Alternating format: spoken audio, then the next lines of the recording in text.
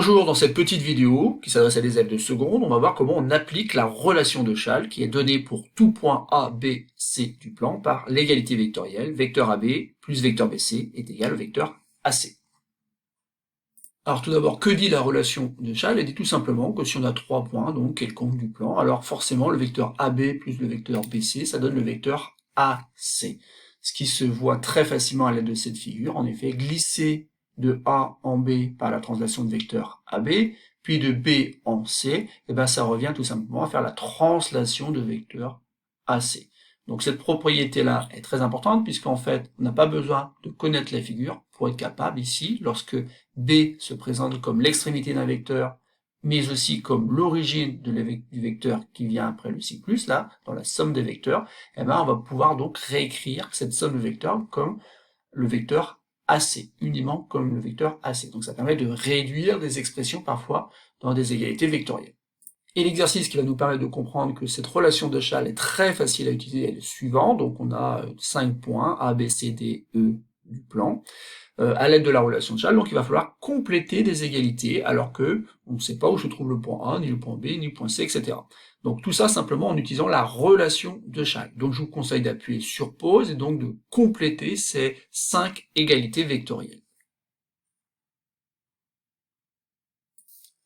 Alors commençons la correction de cet exercice. Donc on a un vecteur AB et un vecteur BD. Ben, ça se présente pas mal ça, parce qu'en fait ici, je reconnais B comme étant l'extrémité du premier vecteur, mais aussi l'origine du suivant. Et donc on va pouvoir tout simplement écrire que c'est le vecteur AD. Alors bien sûr ici c'est pas exactement comme dans la relation, mais ce qu'il faut comprendre c'est que les noms des lettres et donc le nom des points peuvent varier. Néanmoins, ce qu'il faut avoir, c'est que l'extrémité de l'un des vecteurs corresponde à l'origine de l'autre vecteur. C'est ce qui va permettre d'ailleurs au petit v de compléter donc cette égalité vectorielle. Bon, pour pouvoir utiliser la relation de Chasles, ici, il va falloir que justement ça se passe bien. Et pour que ça se passe bien, il faut que ce vecteur-là ait pour extrémité A. Il n'y a pas le choix. Parce qu'il faut que justement on puisse utiliser la relation de Chasles. Donc il faut que l'extrémité ici du vecteur, qui est le point A, corresponde donc au point A ici. Et ensuite, donc, je peux utiliser la relation de Chasles et qui dit que tout simplement ça donne le vecteur BC. Passons au petit c, et donc ici, on sait que ça donne le vecteur DE, et on sait qu'il y a A ici. Bon, ici, attention, déjà, pour commencer, n'oubliez pas de remettre la flèche ici, parce qu'en fait, c'est bien une somme de deux vecteurs. On ne peut pas faire la somme d'un vecteur et d'une longueur, ça n'existe pas. Donc, ici, maintenant, c'est pas très compliqué. Ici, on comprend assez bien que l'extrémité de ce vecteur-là, ça va être E, pour avoir justement un vecteur qui s'écrit DE.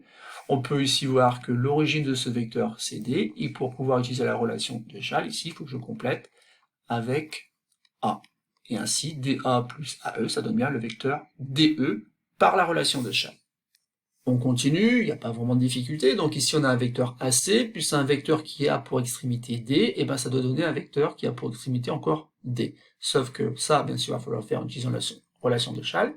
Et donc ici, vous voyez qu'il y a C, donc sans trop se poser de questions, on va mettre C ici. Donc AC plus CD, et je peux utiliser la relation de Chasles et dire donc c'est le vecteur AD. Vecteur AC plus vecteur CD est bien égal au vecteur AD par cette fameuse relation de Chasles. On continue et on termine donc avec cette fois-ci une somme de trois vecteurs qui doit être égale au vecteur qui se termine ici par E. Autrement dit, un vecteur qui a pour extrémité E. Je vais m'empresser déjà de mettre un E ici.